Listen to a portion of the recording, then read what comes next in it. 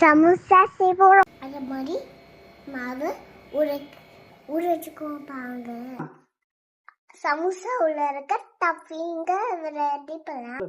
எண்ணெய் ஊற்றிக்கலாம், சோம்பு போட்டுக்கலாம், கேரட்டு பீஸ் போட்டுக்கலாம், கேரட்டு நல்லா வதக்கிக்கலாம், உப்பு போட்டுக்கலாம், சிப்பட்டாணி போட்டுக்கலாம். நல்லா வேகட்டும், நல்லா வேகட்டும். கரம் மசாலா போட்டுக்கலாம், மஞ்சள் பொடி போட்டுக்கலாம், மிக்ஸ் பண்ணிக்கலாம். மல்லியெல்லாம் போட்டுக்கலாம். முடிஞ்சிச்சு. சப்பாத்தி மாவு பண்ணிக்கலாம், டஃபின்னு வைக்கலாம், டஃபின்னு வைக்கலாம்.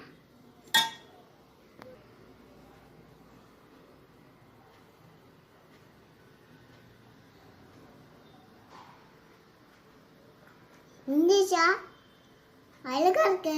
இப்படி அழகாரா சப்பாத்தி செய்வாங்க, இப்படிதான் சமோசா செய்வாங்க.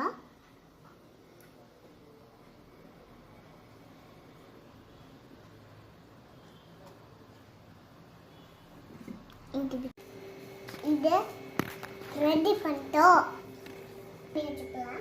எண்ணெய் சூடு பண்ணலாம். எண்ணெய் சூடு பண்ணலாம், போட்டுக்கலாம்,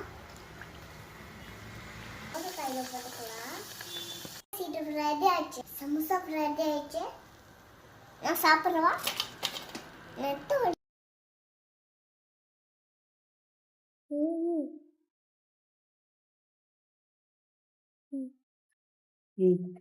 சூப்பரா இருக்கு.